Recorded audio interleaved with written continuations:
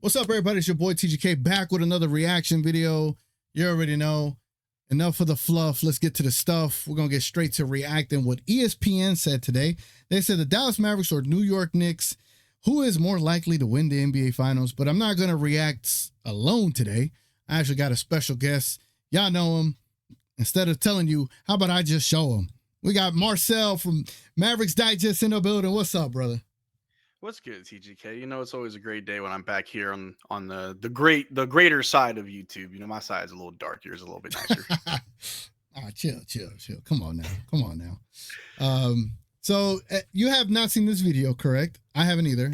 You haven't seen it. I like to do blind reactions to these things. So ESPN, obviously they waited for this day to bring it up. Do you want to make a prediction of what you think they're going to talk about?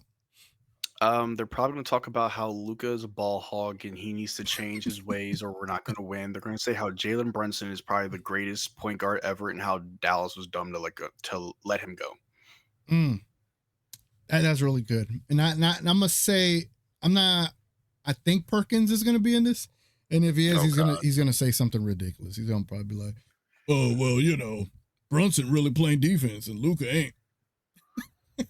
Like, yo, Kendrick Perkins, I don't think you know too much about defense. I've seen you play. Yeah. I've seen you play. So. All right, man. Let's go ahead and let's get this started. I'm about to start from zero. Let's go ahead and play it. Here we go. Oh, yeah, it's loading up. They're buffering the hate.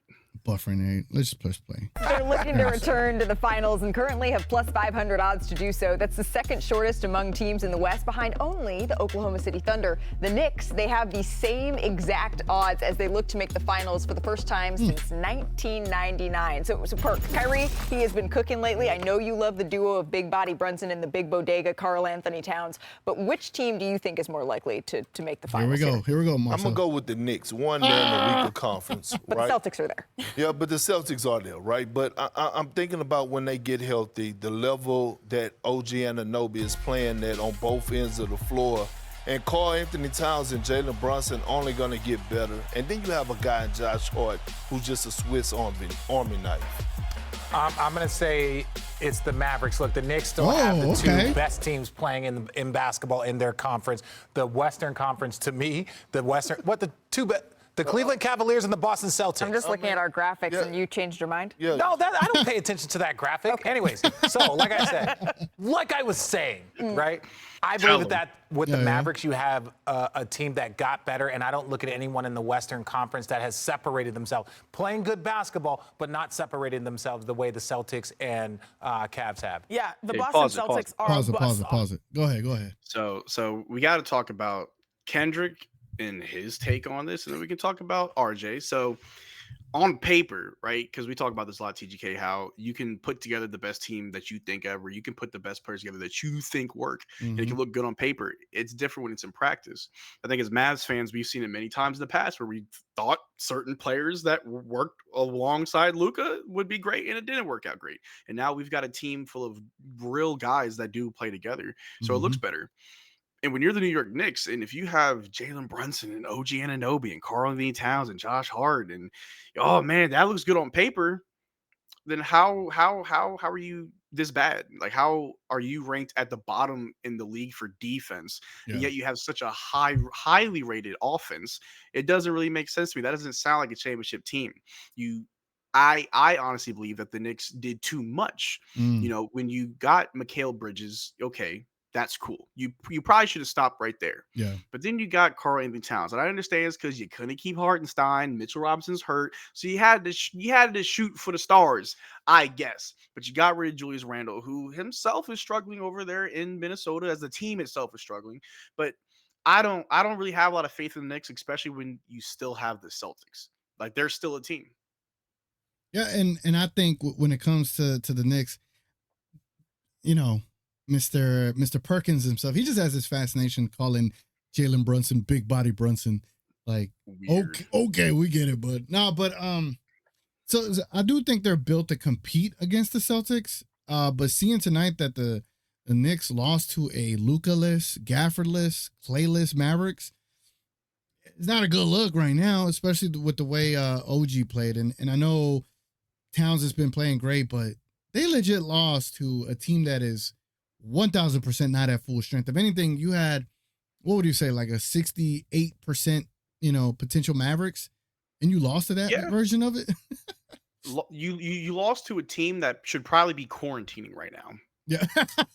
You know what I'm saying? Like, you lost to a team that should be putting on masks before they go into buildings, right? And so, obviously, good teams can lose to bad teams. Obviously, that happens all the time. As Mavericks fans, we know what happens when we saw the Utah Jazz, for example. So, anything can happen. But at the same time, if you want to say that you have, or, you should have good odds to go to the finals, okay. But let's just keep it real. You're in a very weak conference. The East is horrible. More than half of the teams aren't even above 500. If the Mavs were in the East, we're like the 4th or 5th seed. Meanwhile, we're flirting around the 8th seed right now. But, I mean, I'm not saying the Knicks are bad, but I think it's such a big drop-off between the Cavaliers, the Celtics, and then the Knicks. Like, if the Knicks have good odds and they're the 3rd best team in the East, okay, cool. But number 1 and number 2 are very far ahead, head and shoulders ahead of the Knicks. Yep. They have OG Anunoby, who's a great defender. Karl-Anthony Towns is one of the best shooting bigs in this league. Jalen Brunson can turn it on. And we've seen him do that in the playoffs last year. We saw him do it for us in the playoffs. So we know what type of player that he is. You've got a good team. It's just not working together. It's not working right. And who knows, maybe next year's their year, but it doesn't look like it's this year. All right, let's get back to the video. Here we go. Yep. And that's why I really go with the Dallas Mavericks as tiebreak, because obviously if Luka is playing peak basketball, the pieces around him are better, and Perk is mad that I agree. He's a Celtics hater. No, I'm not a Celtics. No start, Richard Scalabrini. But look, here's the thing, right? He would need more hair for that. But here's the thing with the Mavs, right? It's just it's to the point where I'm watching them, and it comes down to Luka, right? He didn't come into camp in the shape. Do we trust he's going to be in shape when it matters the most, right? Right? Let me pause it. What is Clay? I don't even. We'll listen to the rest of this take, but it is so. I get it. I don't even think Luka's a shape thing. It's not a shape thing. It's an injury thing. I think Luka's been battling injuries, and instead of knowing that, studying that, doing your research, Mr. Kendrick Perkins again falls for the bait. And he fell for the bait again. Yeah, I mean, I think, and I've, even on my own channel, I've never really talked about his weight outside of the fact that people talk about his weight. It's like, I always reference how, like, everyone that points out him being out of shape or whatever, I'm sitting here like, he don't look like Zion Williamson. He don't look like Kendrick Perkins. You know what I'm saying? Like Luka looks fine to me. Does he look the same from his rookie year? No. Most superstars don't look like how they look like in their rookie year. Right. And maybe even the last 2 years he doesn't look the same. And I understand your body will change, especially and if you've been paying attention, a lot of foreign players, when they come to the United States, you're eating different. Your dietary habits are going to change. So yes, your weight may fluctuate. American food Jokic, like crack, right? For Europeans, man. Yeah. They grew up never knowing what saturated fats tasted like, and now they got it. And look at them. They're like, man, this corn syrup is pretty nice. You know what I mean? So, I mean, regardless, I've never had a problem with Luka's weight. I might be blind. I might be too optimistic about it, but like, Luka has skill. Yeah. I don't need Luka to be jumping out the gym, dunking on people's head tops, putting people on a poster, shoving guys to the floor. Like, I don't need a Hulk Luka. I need a skilled and healthy Luka. More importantly, I need a healthy Luka, because I know who he is. Yep. We've seen him ball out when he was big. We've seen him ball out when he was skinny. Yep. The common denominator is that he balls out. So he just needs to be healthy. But yeah, this is very weak for Kendrick Perkins to just mention his weight, when I bet you Kendrick can't even tell you how much Luka Dončić actually weighs. You can tell me what he looks like. How much does he actually weigh? You can't tell me. Yep. Let's get back to it. Clay Thompson. It's not even about being in shape. It's about playing hard. His issue was defense, not in shape, because in the biggest games, he delivered last year. But Chanae, man, yes, sir. In order to play hard, and especially when it matters the most in the fourth quarter, especially how much he dominates the ball, you have to be in shape. Well, both Luka and Klay Thompson out tonight for the Dallas Mavericks. So, well, that was fun. That was fun. So I think we got our predictions pretty spot on. Yeah, they were going to talk about Luka's weight. They were going to talk about Mhm. how great Jalen Brunson is, and Luka in the fourth quarter. He's Yeah. I guess he's whatever, man. Look, Right. the truth of the matter is, if you Mhm. watch the Mavericks, then you know. If you know, that they are a well-oiled machine. That they have all the right pieces. Everybody wants to know who we need to trade for, who needs to go. Maybe you don't make trades. Maybe you make what you have work. This is probably, arguably, people said the best roster that we've had in a very long time. Mhm.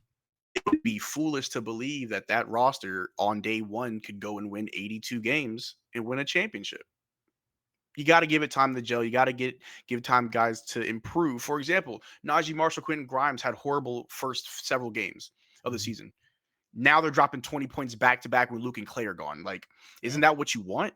It like everything's looking good. It's Mhm. and it's going to get better. Once when Luke is back from injury, once when Luke is back and he figures out how to play more off ball because he has a career low of usage rate already. Like we know that Luka has to more or less change his play style for this team right now because of what we Yeah. have and what works. Like I get that. It's not going to happen overnight, but when it happens, yeah, y'all going to be worried. Yeah. Y'all going to be really worried. Well, once they figure it out and Luka knows what he needs to do, all that fourth quarter stuff is gonna be so relevant. Like it wasn't relevant when they got to the NBA Finals. Once they got to the NBA Finals, they waited for him to have a bad game, and they were like, "Oh, let me pull this out of my back pocket, blow by percentage." Like they just wait. They wait, bro. That's And, how you know he's great, though. yeah, that is how you know. That is how you know. But yeah, man. Again, ESPN doing their best to have. I mean, it was an interesting topic, but it just divulged into some BS talk as usual. Anyway, it's been your boy TGK here with Mavericks Digest, aka Marcel Martin.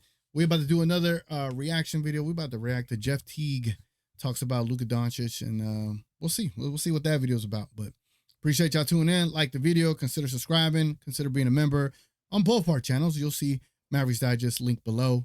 Again, it's been your boy TGK. Appreciate y'all being here. Catch you on the next one.